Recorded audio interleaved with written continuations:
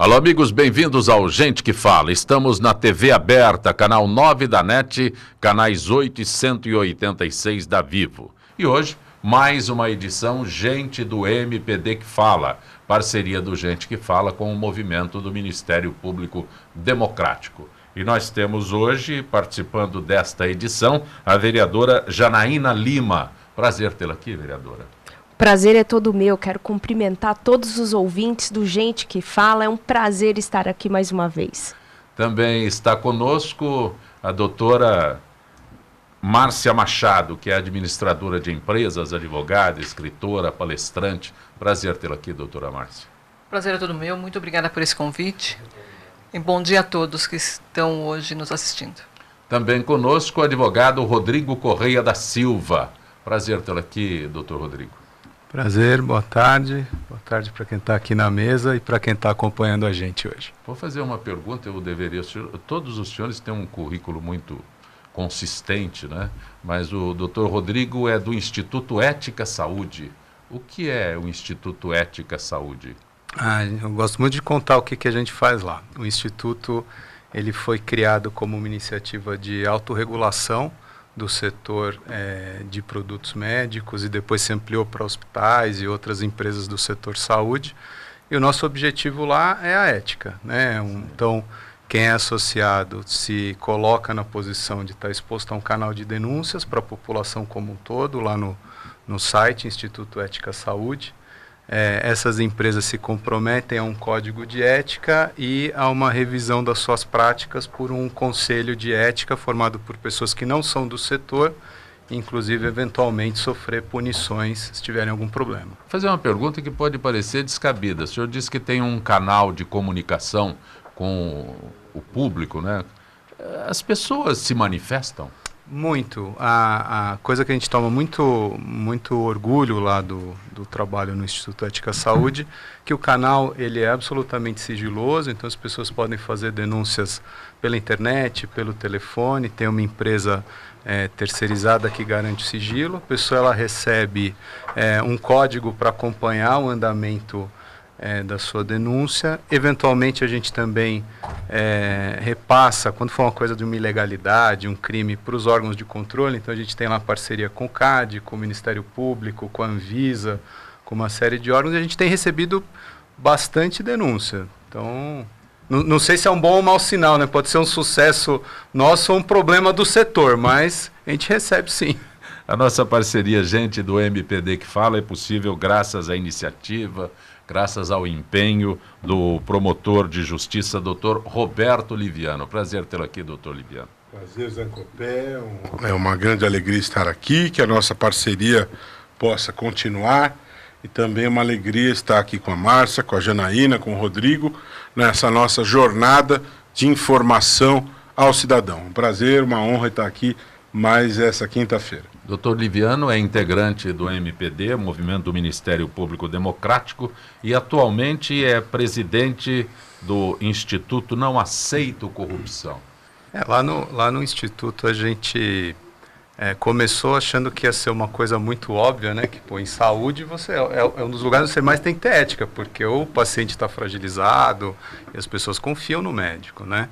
E a gente percebeu que existe uma dessensibilização. Às vezes as pessoas elas tomam decisões sem nem perceber o quanto aquilo ali tem um conflito de interesse, o quanto ela está entrando numa zona que chama de cinzenta, mas não é, né? Porque no fundo as coisas podem ser branco no preto. Mas aí a gente mudou um pouco, a gente começou a endereçar a sensibilização para depois entrar na educação, porque a gente viu que havia no setor um pouco de falta de sensibilidade em relação a essas coisas, que está ligada à nossa herança cultural, que é muito ruim. Né? Só um comentário em cima do que o Rodrigo falou. Eu fui promotor criminal 6 anos na Barra Funda, e às vezes eu recebia alguns inquéritos e processos que me chamavam a atenção em relação a essa questão da dessensibilização. Roubos e furtos contra escolas, contra hospitais. Né? Então, essa questão dos valores, ela se atrofiou tremendamente. Né? As pessoas violam o patrimônio, pouco importando quem é o titular do patrimônio. Rouba-se o hospital. Pouco importa que o hospital é um equipamento a serviço da comunidade. Rouba-se o computador da escola. Pouco importa que esse computador ele está a serviço da educação. Não é? Então nós temos um problema ético, um problema de valores que vão se atrofiando, que é muito sério. Né? E a corrupção também representa essa degradação de valores numa dimensão coletiva. Né? Então, o Rodrigo falou disso. O que a gente percebeu lá é que quando você mostra a consequência para a pessoa, você traz para a reflexão e fala, olha, isso que você está fazendo vai gerar tal consequência, isso está prejudicando tais pessoas, tem um efeito bumerangue, porque no final a gente vive nesse país, a pessoa ela realiza e melhora muito. Os outros que se lixem. Quando você conscientiza que a gente vive com os outros, lamentavelmente, isso não funciona. A resposta é essa. Mas Rodrigo, a gente está monopolizando aqui. Precisa mover a Janaína e a Márcia aqui. Doutora Márcia, quando eu disse a resposta para o Rodrigo, mas eu interpreto aqui o sentimento, né? Que se lixem os outros. Doutor Liviano, rouba hospital, se referiu, né? Roubo em hospital, roubo em escola. Aí se me repreende, os outros que se lixem. Na verdade, a minha percepção, né, é que as pessoas entendem que elas estão tomando algo que já é delas, como se fosse um direito. Agora, quando nós vemos profissionais capacitados como médicos, que eu acredito que seja o caso, né, do seu instituto, tem problemas na cadeia, mas realmente o médico é o tomador de decisão, né? Que toma decisões erradas ou que participa, ele já tem uma formação acadêmica, um background muito mais expansivo, né, do que uma pessoa comum, que realmente é uma cultura do brasileiro, o jeitinho, né? Eu não sei como que o doutor Liviano vai conseguir sensibilizar essas pessoas, né? Acredito que seja um trabalho extremamente importante, mas a raiz é bem profundo, né, doutor? Certeza. O que eu vejo é o seguinte, e isso acho que tem a ver com o que a gente falou de corrupção, tem a ver com respeito à diversidade, tem a ver com entender as instituições, né, ter a visão de que práticas republicanas são positivas. A gente está num momento de virada no Brasil, né? Então a gente, de certa forma, bateu no fundo do poço, o que é bom, porque a gente tinha um problema crônico que não se agudizava e a gente não percebia o problema. Batemos no fundo do poço, não dá mais para ser do jeito que a gente era. A gente precisa construir uma nova forma de atuar e de se comportar. Então, nesse momento de virada, a gente ainda tem um pouco do velho e um pouco do novo, né? Não só o Partido Novo, mas do novo como construção de novos valores. Isso dentro de nós mesmos. De vez em quando, se a gente olhar, eu mesmo, de vez em quando você olha, você tem um pouquinho de preconceito, você às vezes tem alguma coisa que não é legal. Tá? Então nós estamos nesse momento de virada, o que é bom. Né? Então, no caso lá do Instituto, a gente falou do lado do copo meio vazio, que são as práticas corruptas e tal, mas é um grupo de empresas lá que percebeu que as coisas precisam mudar, estão apoiando o Instituto, a gente está trabalhando. E do jeito que tem isso, tem N outras iniciativas na sociedade. Então, nesse momento de virada, o que a gente precisa é reforçar as boas práticas para construir novas crenças, né? Abandonar a crença de que o jeitinho funciona, porque hoje ele não funciona mais. E essas crenças antigas vão morrendo e a gente vai criando uma nação, né? Porque o Brasil ainda não é uma nação. A gente não tem um espírito de coletividade, como então, aquela colocação que você fez. Mas isso aí, o que eu ganho com isso? Não dá nada. Isso é individualismo, né? Só que ninguém é uma ilha. Mas a gente precisa construir uma nação ainda, estamos no processo. Presidente do Supremo Tribunal Federal, ministra Carmen Lúcia, suspendeu a resolução da Agência Nacional de Saúde Suplementar, que prevê que operadoras de planos de saúde poderão cobrar de clientes até 40% do valor de cada procedimento. De acordo com a OAB, a ANS invadiu as competências do Poder Executivo e do Poder Legislativo ao regulamentar a matéria, mas a ANS diz que a norma não possui qualquer ilegalidade ou inconstitucionalidade. Bom, doutor Rodrigo. Esse tema, na minha opinião, ele está mal colocado, tanto nessa decisão quanto pela imprensa em geral. Por quê? Primeiro, a decisão não se aplica a planos que já estão fechados, se aplicaria a novos planos onde você poderia fazer uma oferta de plano em que havia a franquia, né? Por que a franquia é importante? E, no fim, a gente retoma um pouco o termo anterior. Porque no Brasil, muitas vezes, você tem a prática do uso excessivo do plano de saúde, você tem a prática de vou dividir minha consulta médica em 3 recibos, que é um conluio fraudulento do paciente com o médico. Isso faz com que o cálculo atuarial dos planos de saúde muitas vezes não feche, né? E aí você tem ou o plano sobe muito ou a operadora quebra, porque a gente tem uma série de operadoras no Brasil que quebraram. A opção do plano com franquia foi criada para a ANS para que as operadoras pudessem ofertar planos que talvez fossem mais baratos porque não teriam esse superuso. Foi só isso que a ANS fez dentro do poder regulatório dela. Então, assim, do jeito que está sendo colocado, parece que vai se aplicar os planos que existem, que não vai, e parece que será uma regra, que não será, é só mais uma opção de plano. Como tem franquia para seguro de automóvel, como tem outros tipos de franquia. Então, hoje a gente tem um problema no sistema de saúde que primeiro, o sistema público não atende todo mundo, né? As operadoras de saúde estão com problemas financeiros. Se elas não atenderem a população que elas atendem hoje, isso tudo vai para o sistema público que já não atende quem está lá. Então, a ANS tem como missão garantir a sustentabilidade dos planos. E foi nessa linha que houve esse pensamento. Por quê?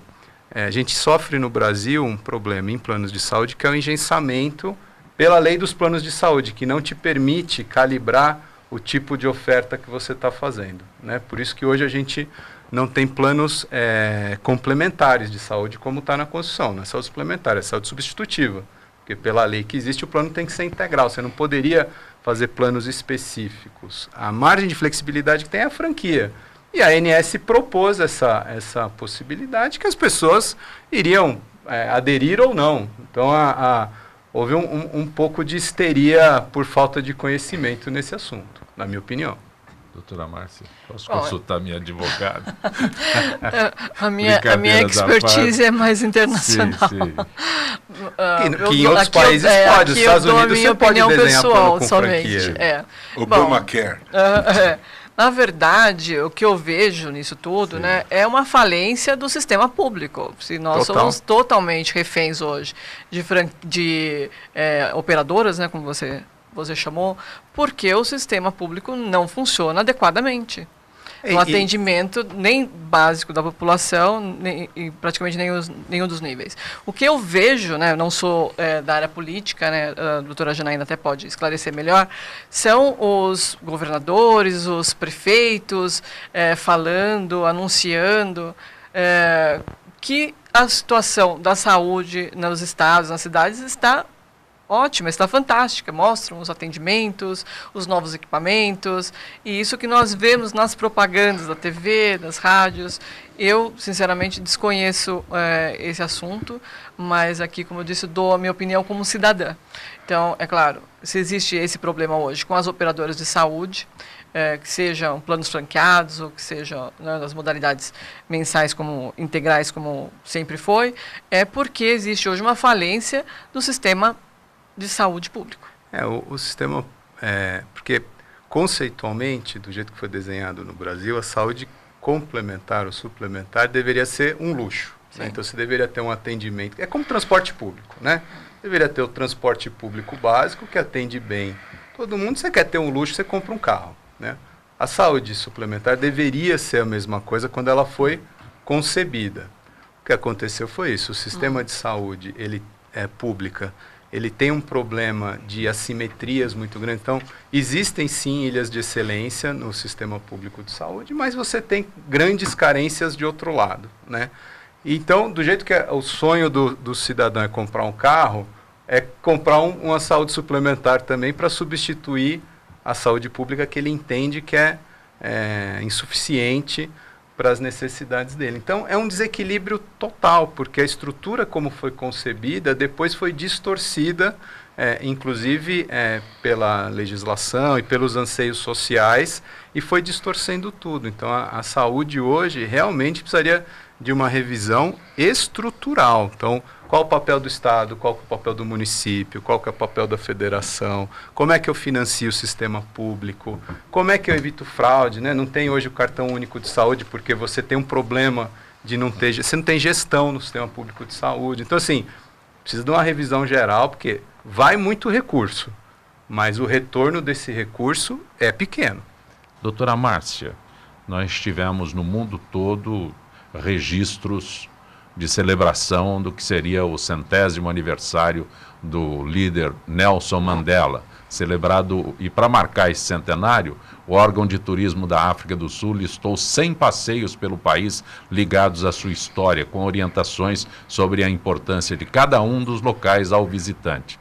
O roteiro começa pelo Museu do Apartheid em Joanesburgo, termina na cidade do Cabo, onde fica Robben Island, a prisão onde Madiba, como ele era chamado, passou 18 dos 27 anos em que ficou preso. Me dirigi à doutora Márcia, mas não estou excluindo os demais, por favor. Bom, essa é uma celebração importantíssima, não só para a África, mas para o mundo todo, porque o que Mandela representou para todos nós, né, essa força da convicção dos seus, não diria sonhos, mas dos seus direitos, e conseguir transportar isso a toda uma população. Mandela representa a possibilidade do que um país pode se transformar. Então, nós estamos aqui falando hoje, né, do sistema de saúde, falamos de política, e nesse momento que se comemora 100 anos de Mandela, devemos trazer para dentro de nós mesmos o que esse homem representou no momento em que o negro na África e em muitos lugares do mundo era considerado até como um animal. Como era um subcidadão. Era um subcidadão. Não, era uma subpessoa. Né? Acreditava até que ele não tinha alma. Não era cidadão, né? era uma subpessoa. Um subser. Então, o Mandela representa isso, né? Representa a liberdade, né? O primeiro passo para a liberdade, o primeiro passo para a definição dos seus direitos como pessoa, como cidadão. E é isso que eu acho que nós devemos entender dessa celebração também do Mandela. Você vê, né, uma das frases que ele dizia, né, ele era o capitão do seu próprio navio. Né, ele, né, passou 27 anos preso numa sala, se eu não me engano, de 3 metros quadrados. Imagina uma pessoa conseguir ficar sã, né, ter sanidade durante todo esse tempo e sair de lá e ainda dirigir um país. Né? Ele era guardado, ele era esperado. Durante todo esse período, as pessoas continuaram motivadas pelo sonho de liberdade. Então, isso que eu acho que é o mais importante, né, de tudo no Mandela para mim, como pessoa. Tem uma coisa que eu acho que também é um exemplo dele que a gente pode, de certa forma, aproveitar. Porque, veja, ele foi essa pessoa que lutou tanto, né, sofreu e lutou, e foi capaz de, com muita compaixão, se aproximar depois do outro lado para construir uma nação. Então, hoje a gente vive uma situação de conflito no Brasil, né? Velho com novo, direita com esquerda, ânimos exacerbados, a gente até, de certa forma, deixou de fazer política, né? A gente não encontra o meio do caminho, né? E ele é um exemplo de uma pessoa que teve uma vida de luta, depois soube se metamorfosear em uma pessoa que gerou união entre os lados que antes estavam em conflito. Né? Então, nesse processo de transição, nós vamos ter que achar esse caminho. Bom, tudo bem, temos visões diferentes, estamos disputando, tal, mas alguma hora nós vamos ter que realizar que velho, novo, esquerda, direita, nós somos brasileiros, todos. Isso nós temos em comum. Então, que Brasil a gente quer construir? Doutor Rodrigo, o senhor não acha que falta uma pessoa como Mandela no Brasil? Putz, Assim, nós carecemos dessa imagem, uma pessoa que tenha essa. Eu gosto muito de um outro exemplo, de uma pessoa que teve uma história até de certa forma parecida, que é o Gandhi, né? Seja a mudança que você quer ver no mundo. Então, acho que falta 200 milhões de pessoas para fazer isso acontecer. Teve um Gandhi na Índia, teve um Mandela na África. Então, quem seria essa pessoa no Brasil? Eu acho que no contexto atual, Você pode ter criar uma inspirações, pessoa. mas uma pessoa... essa Uma coisa pessoa do que Salvador... lidera. Eu acho que sim, a gente pode ter alguns líderes, sim, mas com a grande diferença que ele liderou pelo exemplo. Foi ele que ficou preso, foi ele que saiu sem rancor. Sim. Então, assim, a gente precisa de menos liderança por palavra e mais por exemplo. Mandela. Deputados aprovaram na quarta-feira uma proposta que, na prática, abre uma brecha para liberar as indicações políticas para os conselhos das estatais. O destaque representado pelo PR retirou da Lei de Responsabilidade a proibição de que seja indicada aos cargos pessoa que atuou nos últimos 36 meses como participante de estrutura decisória de partido político ou em trabalho vinculado à organização, estruturação e realização de campanha eleitoral. Ele aboliu a quarentena. Isso é um absurdo. É um absurdo completo, porque o que trouxe... Qual foi a grande conquista da lei das estatais? É exatamente qualificar o alto escalão das pessoas que ocupariam os cargos dessa diretoria. Eu não quero nem entrar nessa questão, porque, como vereadora do Partido Novo, eu muitas vezes questiono a necessidade de tantas estatais, né? Que eu acho que esse é um ponto importante para quem for assumir essa direção do nosso país, de realmente fazer uma análise e repensar a questão das estatais. Realmente a gente precisa ter um enxugamento da máquina pública. Zancopé, essa notícia é preocupante, mas esta guerra não está perdida ainda. Isso foi aprovado, como a notícia diz, numa comissão, né? Agora, é importante contextualizar o seguinte: em que momento isso foi aprovado? Na Copa do Mundo. Durante a Copa. As pessoas estavam prestando atenção na Copa e eles se aproveitaram dessa distração para colocar dentro desta pauta, nesta pauta aqui, a cultura do compadrio. É isso que se quis aprovar aqui. É isso que está se querendo fazer. O que se quer aqui é a cultura do compadrio. É a ação entre amigos. Nós tivemos um sistema de colonização no país, capitanias hereditárias, em que o país foi dividido em nacos. E nós somos pagadores de uma conta patrimonialista. E estamos pagando o preço disso até hoje. O que temos aqui? Nós temos aqui uma medida na direção da cultura do compadrio. E nós precisamos reagir a isso aqui.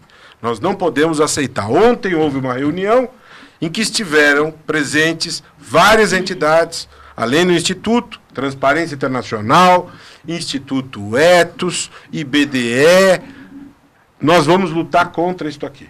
Nós vamos lutar contra isso aqui com todas as nossas forças para que não vingue esta modificação. Pessoal, doutor Liviano, quando o senhor disse que se o senhor for à Câmara dos Deputados, que está em recesso, o senhor encontra lá de plantão 2 deputados condenados. Não tem recesso. Não há recesso. Na Câmara dos... Não, recesso branco. Não há recesso. Estão de férias. Não. Recesso é no mês de janeiro, Zancopé. Não, estão de férias. Não tem recesso em julho. Tem só uma comissão para atender casos de urgência. Não existe recesso em julho, Zancopé. Doutor Qual é a fonte legal do recesso de julho? A eleição que está chegando. Zancopé, julho, recesso. Sim. Qual é a lei que fundamenta?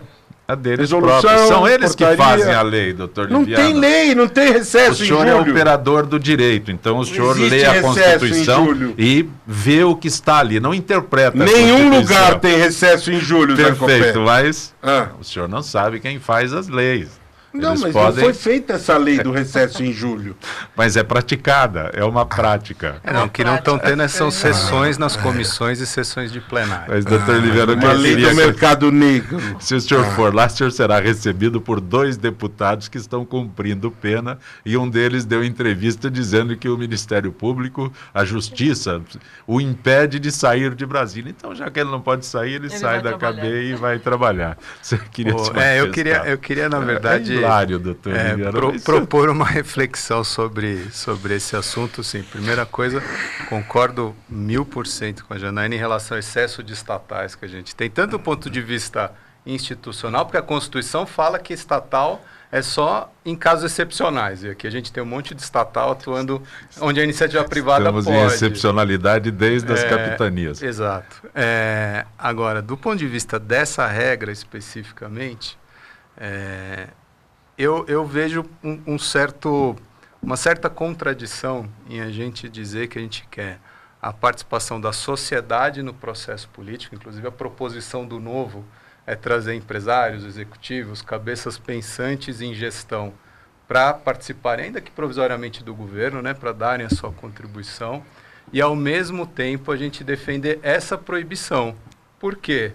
Se eu pretendo que pessoas com competência executiva em gestão participem do processo político, por que depois eu quero proibir elas de participarem com a sua capacidade de gestão em empresas estatais que deveriam ser mínimas?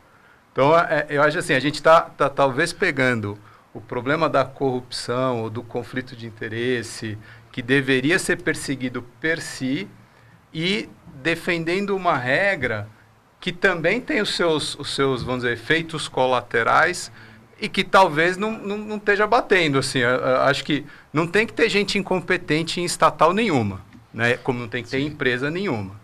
Agora, também essa proibição, ela acaba talvez jogando a criança junto com a água, né? Mas eu quero dizer para você os efeitos colaterais disso na prática. Vou explicar até uma diferenciação, algo que existe no Partido Novo.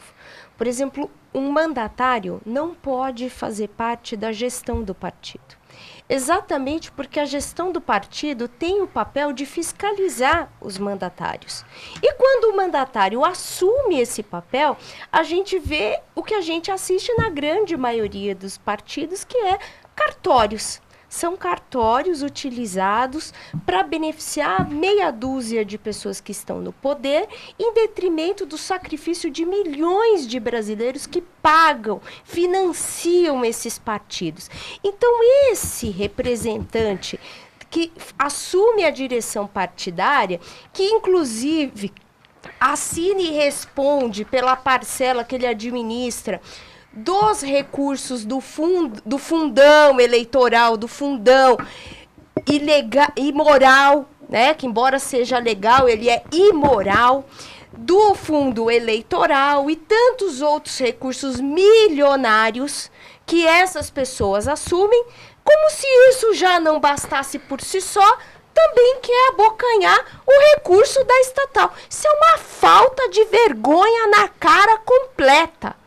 Então, isso a gente precisa, de fato, bater com veemência e entender a profundidade dessa decisão vergonhosa da Câmara dos Deputados. A gente precisa realmente... Eu digo sempre que, muitas vezes, quando eu vejo as galerias da Câmara Municipal lotadas, você vê nitidamente que tem uma mobilização política por trás. Então, eu gostaria, de fato, o dia que a gente assistisse à Câmara dos Deputados, à galeria da Câmara Municipal, mas do cidadão comum, aquele que acorda cedo, que trabalha, que luta, o pagador de impostos, que sua, dá duro, realmente ocupar e exigir dos seus representantes condutas que realmente representem o Brasil que todos os brasileiros sonham. O meu ponto não é do diagnóstico da doença, não, é do remédio.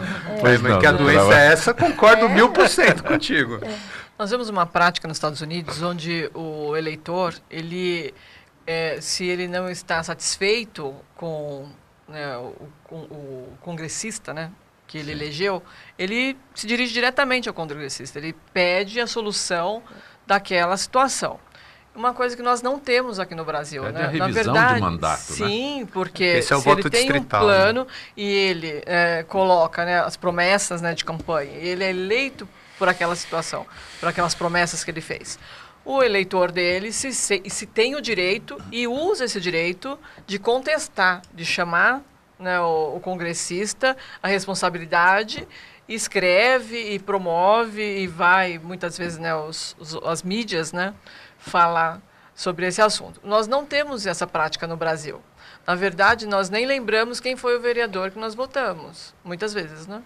E no caso do deputado, quem falando está lá nós não como foi um todo, votado, né? né? É, Porque como um todo. a gente tem a distorção do E coeficiente uma das- eleitoral aqui, quando você fala, não nos representa. É verdade, nem fomos nós que elegemos, porque foi Sim. pelo coeficiente eleitoral. Verdade. E outra coisa, né, pegando um pouco, né, desse assunto, né, recentemente eu compartilhei na minha página no Facebook que o prefeito Bruno Covas tem como chefe de gabinete o seu melhor amigo, que teve um aumento de salário, se não me engano, de 5 vezes o que ele recebia antes da saída do ex-prefeito João Dória, e que a mãe desse mesmo amigo também tem um cargo hoje numa das estatais, sendo uma pessoa já aposentada, que já recebe uma aposentadoria de R$20.000, e hoje também tem um salário de R$20.000. Então essa era uma contestação. Eu coloquei na minha página no Facebook e ninguém comentou. Nós não temos tempo para mais nada, nem para comentar Sim. no momento aqui. Aguardando já o final desta edição de Gente do MPD que Fala, nossa parceria com o movimento do Ministério Público Democrático, apoio do Instituto Ética Saúde. O MPD, representado hoje pelo promotor de justiça, Dr. Roberto Liviano, também conosco a vereadora Janaína Lima, a advogada doutora Márcia Machado e o advogado Dr. Rodrigo Correia da Silva. Estaremos de volta amanhã, sempre com direção do jornalista Fausto Camunha. Gratos, até lá.